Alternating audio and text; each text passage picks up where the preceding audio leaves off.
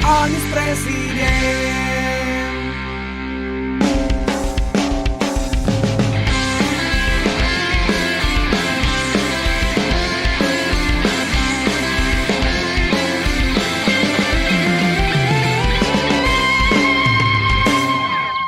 2024 Anies Presiden.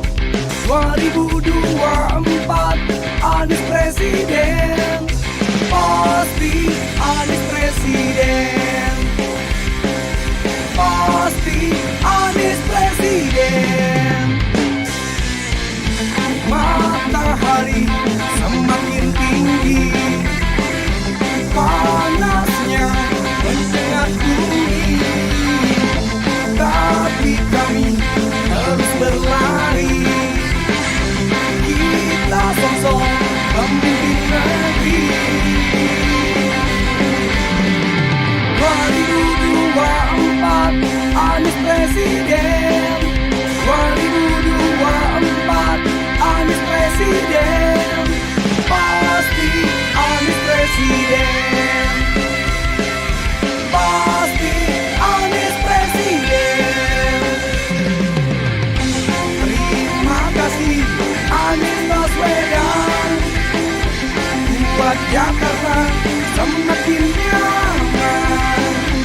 Tapi kami mau lebih, jadikan kau Presiden RI. Presiden benci korupsi dan tak takut oligarki.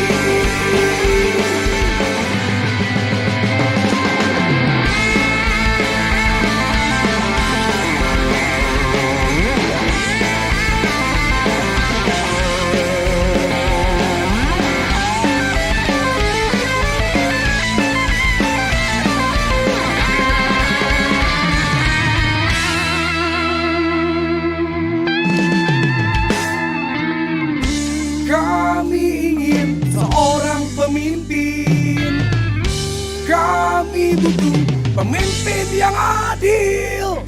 Presiden benci korupsi dan tak takut oligarki. Dapat 2024 Anies Presiden. 2024 Anies Presiden. Pasti Anies Presiden. Pasti Anies Presiden.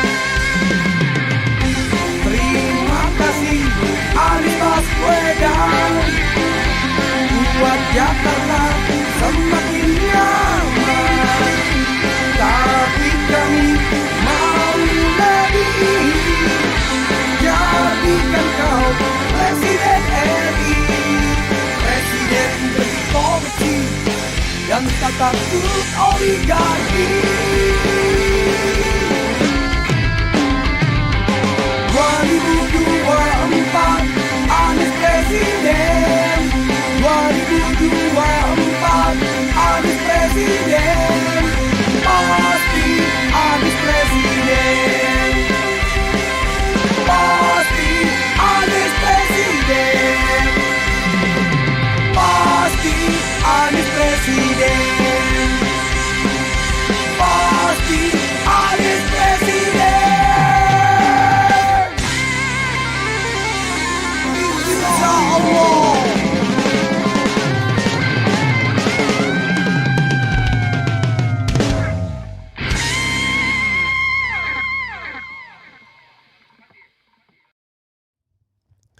Assalamualaikum warahmatullahi wabarakatuh.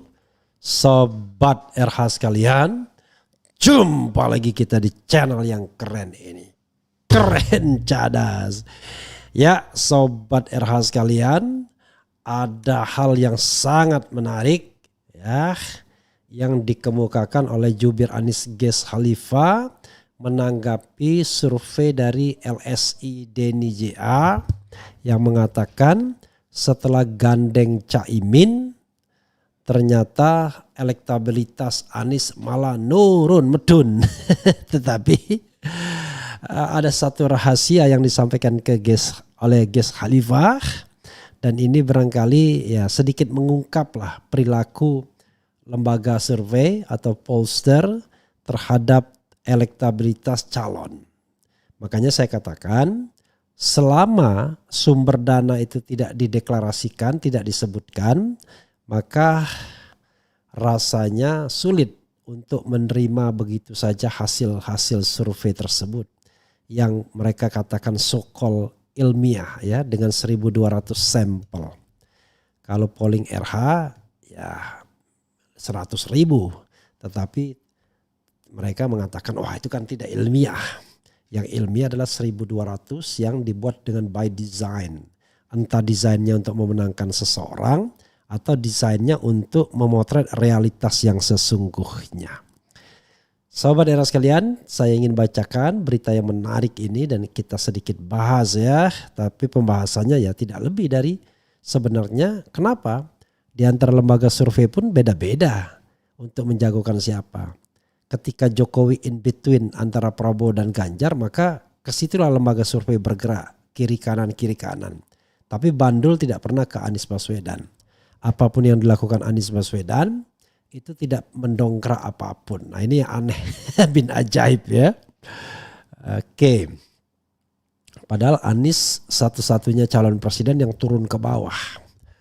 Makanya saya katakan kalau dua calon lainnya mengandalkan 1.200 orang dan penyewaan lembaga survei.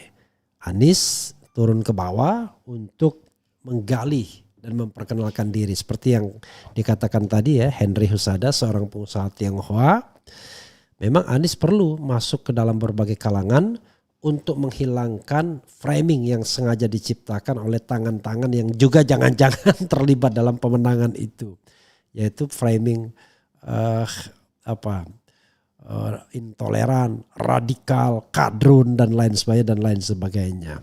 Padahal justru mereka lah yang banyak menyebarkan hoax, berkonspirasi, dibayar per video dan lain sebagainya. Tapi yang dituduh katanya kadrun yang dituduh ya. Kadrun itu entah siapa maksudnya, yaitu orang yang tidak mendukung salah satu antara Ganjar sama Prabowo atau tidak mendukung Jokowi. I don't know exactly what kadrun means ya. Apa artinya kadrun itu. Oke, saudara sekalian, coba kita sedikit bacakan ini. Dan ada rahasia yang diungkapkan oleh Ges Khalifah. Hati-hati ya.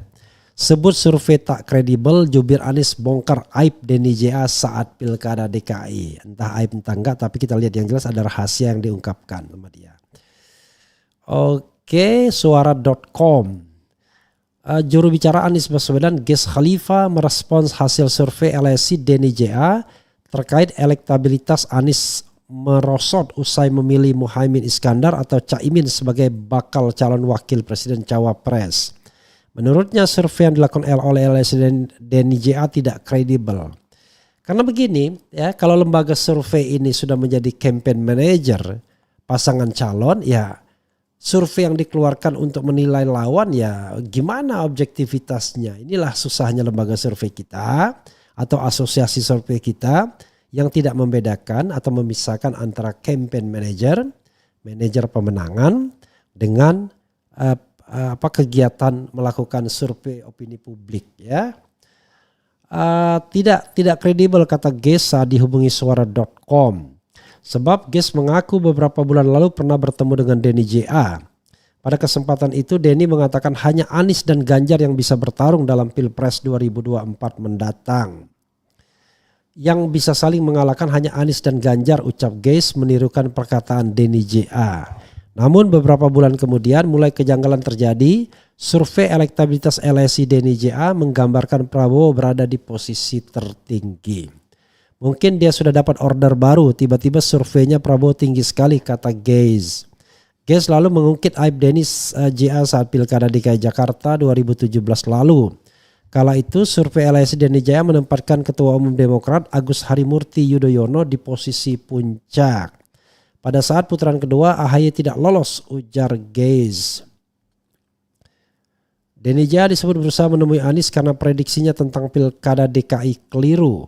Agar dia tidak mendapatkan bad record karena sebagai konsultan politik dia sudah gagal membantu AHY, jelas Gaze. Gaze mengatakan Denny Jaya buru-buru langsung ingin mendukung Anies. Padahal di masa itu Denny Jaya selalu memuat komentar negatif tentang Anies. Caranya berkali-kali menghubungi saya untuk bisa bertemu dengan Anies, ungkapnya. Pada akhirnya Denny Jaya berhasil menemui Anies berkat bantuan Gaze. Namun jika nantinya hal serupa terjadi di Pilpres 2024, Gaze memastikan tidak ada pintu untuk Denny Jaya. Saya akan katakan no, tidak untuk yang kali ini, sebut Gaze. Sebelumnya LSI Denny Jaya menyajikan elektabilitas khususnya bakal calon presiden Anies Baswedan pada hasil survei terbarunya. Hasilnya elektabilitas Anies malah merosot dari Agustus ke September 2023.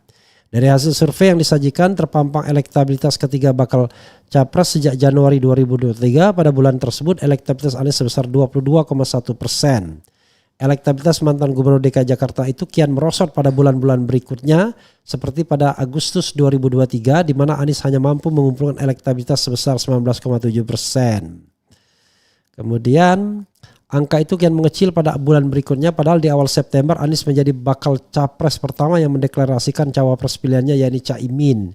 Pada Agustus sebelum deklarasi Amin, elektabilitas Anies sebesar 19,7%. Pasca deklarasi survei September, elektabilitas Anies sebesar 14,5%. Elektabilitas Anies menurun 5,2% setelah deklarasi Muhaimin sebagai bakal cawapresnya. Demikian yang disampaikan melalui press release Denny Jaya. Dikutip suara.com. LSI Denny Jaya kemudian merangkum penyebab dari menurunnya elektabilitas Anies meski sudah mendapatkan dukungan dari PKB dan berpasangan dengan Caimin. Faktor pertama ialah kritikan Susilo Bambang Yudhoyono SBY soal pemimpin yang tidak bisa memegang janji. Meskipun sudah lengser, namun kritikan SBY sebagai mantan presiden 2 periode masih diperhitungkan oleh masyarakat. Kritikan yang keras dari mantan presiden 2 periode tentu bisa mempunyai efek pada persepsi yang berkembang di publik, ujarnya. Kalau seandainya meningkat elektabilitasnya, maka dia akan mengatakan bahwa walaupun SBY mengkritik tidak ada pengaruhnya. Saudara sekalian, so easy ya. Bagaimana kemudian menarik sebuah garis atau kesimpulan ya. Yang penting sesuaikan saja. Ini surveinya. Kalau surveinya A, maka analisisnya kita cari saja yang memperkuat A. Kalau surveinya B, kita perkuat B, kan itu saja, so easy. Faktor kedua yakni sosok Caimin yang ternyata kalah dari Ketua Umum Partai Demokrat Agus Harimurti Yudhoyono. Menurut hasil survei popularitas atau pengenalan masyarakat terhadap AHY sebesar 65,9%, sementara popularitas Caimin sebesar 49%. Survei LSI Denny Jaya kali ini dilaksanakan dari 4 hingga 12 September 2023. Sebanyak 1.200 responden dilibatkan dalam pengambilan sampel. Survei dilakukan dengan metodologi multi-stage random sampling. Responden diwawancarai dengan cara tatap muka ya, responden yang sudah jadi langganan, jangan-jangan. Oke, sahabat sekalian, itu tadi ya komentar dari siapa namanya, Gus Khalifah. Engkau khalifah, dari khalifah, kau dinaungi, kau diselamatkan. Itu lagu saya mengenai pemimpin adil ya. Jadi apa yang ingin saya katakan sahabat daerah sekalian, begini, kita ambil sisi positifnya dan kemudian kita lakukan counter argumen untuk hal yang barangkali menjadi negatif. Sisi positifnya ya ini jadikan perenungan bahwa upaya untuk memperkenalkan Anies Imin ini harus lebih keras lagi, kan begitu? Itu yang namanya cara berpikir positifnya, yaitu harus kuatkan lagi ya pengenalan terhadap Anies Imin ini, itu satu sisi. Hal yang kedua adalah tetap saja yang namanya tantangan itu ya sangat besar. Banyak orang yang tidak menyukai kalau kemudian Anies Imin disatukan karena akan punya peluang bagi pengembangan atau persatuan Islam, terutama Islam modernis dan Islam tradisional. Dan ini sudah gejalanya kan muncul di beberapa kejadian. Misalnya saya sendiri mengalami ketika saya di Pasuruan kemarin dan kemarinnya, maka bagi saya lebih mudah untuk mengkampanyekan Anies Imin. Tidak ada yang mau mempersekusi lagi ya. Karena Anies berpasangan dengan Caimin dan PKB basisnya di Jawa Timur. NU dan PKB adalah two side in one coin, dua sisi dari mata uang yang sama. Jadi tidak bisa dipisahkan. Ini dari sisi tapi ya kita ambil saja sebagai sebuah pembelajaran ya. Artinya dengan segala subjektivitasnya ya anggap saja itu benar. Karena itu kemudian pasangan Anies Imin harus bekerja lebih keras untuk memperkenalkan Amin. Jadi yang kita perkenalkan itu bukan Caimin. Makanya tidak terlalu relevan kalau kita bicara mengenai elektabilitas atau pengenalan head to head antara Caimin dan AHY. Enggak relevan. Karena seperti yang dikatakan kalau dia misalnya faktornya dipasangkan kan berbeda tentunya. Kalau misalnya kolamnya sama, nggak ada bedanya. Nah, ini kita berharap bahwa Amin atau Caimin ini dari kolam yang berbeda dan mudah-mudahan itulah yang terjadi. Seperti pengalaman saya, sekarang PKS dan PKB bergandeng tangan di Jawa Timur. Tidak ada lagi perbedaan, padahal sebelumnya keras sekali orang-orang Jawa Timur, kiai-kiai di Jawa Timur menolak PKS misalnya. Caimin dan PKB datang ke Petamburan menemui Habib Rizik Syihab. Tidak ada perbedaan juga, padahal sebelumnya seolah-olah ada perbedaan yang luar biasa. Nah, saya mengatakan berkali-kali perbedaan itu disebabkan karena orientasi politik, kepentingan politik, dan bisa juga karena deployment of money. Ya, jadi karena ada deployment of money maka elit-elit tertentu menjagokan orang-orang tertentu. Ya, let's say misalnya kenapa PAN getol sekali menjagokan Erick Thohir atau misalnya kalangan NU menjagokan Erick Thohir. This is the question sesungguhnya. Padahal elektabilitas Erick Thohir enggak bagus-bagus amat, biasa saja, dan itu pun didongkrak juga oleh sebuah kegiatan-kegiatan yang mirip-mirip yang dilakukan oleh Denny Ja ini kan. Survei plus campaign manager dijadikan satu dan orang kemudian di format di package. As long as you have money then you will be put on the list. But if no, ya tidak akan ditaruh di situ. Itu masalahnya ya. Oke, sobat semuanya. Bagi kita yang penting tetap semangat. Tetap selalu ada harapan dan bahkan kalangan tertentu dari Caimin ini berbicara, dari Amin berbicara mengenai pemenangan satu putaran setelah menggandeng Caimin, Anies ya, menggandeng Caimin. Alih-alih mereka berputus asa, justru yang terlihat adalah semangat luar biasa. No putus asa, but semangat yang luar biasa.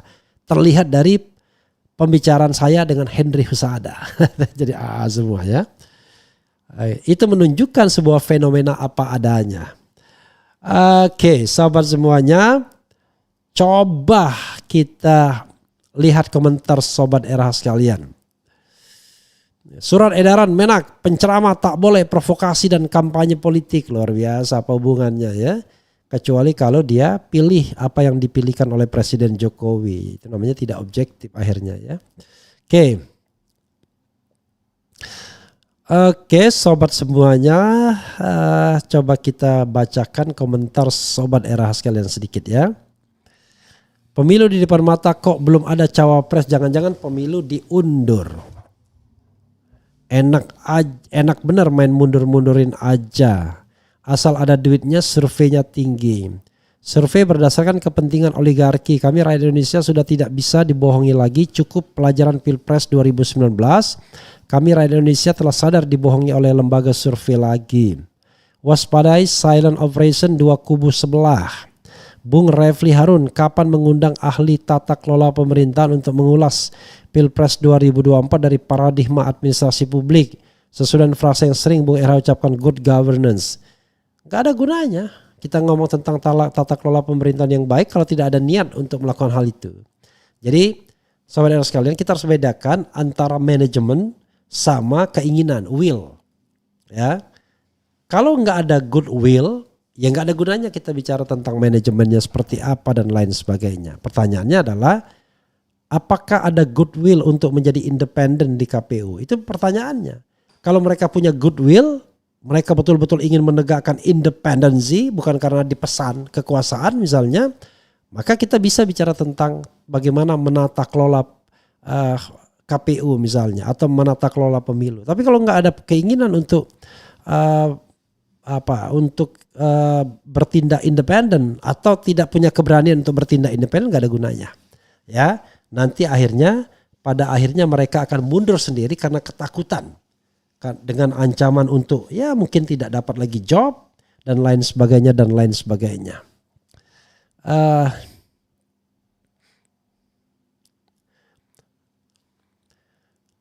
Dulu Donald Trump kalah jauh di survei versus Hillary tapi menang juga. Tunggu saja tanggal 24 Februari 2024 saat pemilu akan menjungkir balikan survei selama ini. Insya Allah pasangan Amin menang Pilpres. Kalau pemilihannya bukan 24 Februari tapi 14 Februari ya. Kalau 24 Februari itu ulang tahun istri saya. Oke. Harusnya lembaga survei harus dijerat menyebarkan berita bohong. Janganlah sebentar-sebentar begitu. Tetapi kalau memang by design ya harus dipersoalkan. Sekali Anies tetap Anies. Kemudian Bang, relawan dan kader-kader caleg merah sudah pada masuk ke kampung-kampung, desa-desa, pesisir, nelayan, pantura. Relawan Amin harus gerak juga, bahaya ini. Ya enggak bahaya lah perspektifnya. Perspektifnya adalah boleh sama-sama berkampanye. Yang paling penting adalah dua hal. Jaga keamanan dan ketertibannya. Kedua, enggak main duit dong, jangan main money politics. Kalau main money politics nggak selesai hidup kita. Besok-besok kita selalu ditagih untuk bermain money politics. Bagaimana Anda berharap pemimpin itu jujur dan amanah kalau menangnya dengan money politics gitu ya. Kemudian selama dananya tidak transparan, semua tim survei abal-abal. Ya itulah. Tapi pasti mereka tidak berani. Tapi mudah sekali menentukan siapa yang membayar. Ya lihat saja hasil survei. Kalau hasil surveinya memenangkan P, ya P yang bayar. Kalau memenangkan G, G yang bayar. Ya, kira-kira begitu. Oke. Kemudian, Amin, pasangan paling pantas pimpin NKRI. Kalau kecewa sama pemerintah sekarang, kita harus pilih Amin. Itu cara melawannya. Sebenarnya bukan kecewa ya. Saya sih jauh dari kekecewaan. Ngapain kecewa? Tapi prihatin. Prihatin sama kecewa beda. Kalau kecewa itu kita merasa tidak mendapatkan sesuatu atau hilang sesuatu. Tapi kalau prihatin maka justru kita ingin menolong pemerintahan ini. Gimana caranya agar dia lebih baik. Karena itu kan saya selalu berharap pemerintahan Presiden Jokowi terakhir itu benar-benar husnul khatimah dengan bertindak netral, menghapuskan presidensial threshold, melakukan bertindak netralitas dalam pemilu itu sudah pasti, kemudian tidak menggunakan kekuasaannya untuk cawe-cawe dan lain sebagainya, sehingga akan ada yang namanya husnul khatimah dalam mengakhiri pemerintahan, termasuk berkonsentrasi pada tugas-tugas konstitusional yang belum dilaksanakan atau belum sempurna atau belum baik dilaksanakan. Oke. Kalau saya tidak kecewa tapi muak. Ada yang bilang ya. Oke. Elektabilitas Anies turun 5% pasca deklarasi, wajar karena Demokrat tarik dukungan. Artinya 5% yang hilang itu suara dari Demokrat. Dan PKB ada di posisi tidak menambah elektabilitas Anies. Luar biasa. Masa begitu cara menghitungnya ya. Sekarang kalau kita lihat justru partai yang paling solid itu adalah PKB. Tidak ada pembangkangan dari PKB ketika Caimin dipasangkan dengan Anies. Mana ada deklarasi membangkang. Tapi pembangkangan itu dilakukan oleh massa Demokrat justru. Jadi hampir 50% masa Demokrat itu tetap ke Anies, gitu ya logikanya. Karena itu logikanya tidak mungkin turun, logikanya harusnya naik.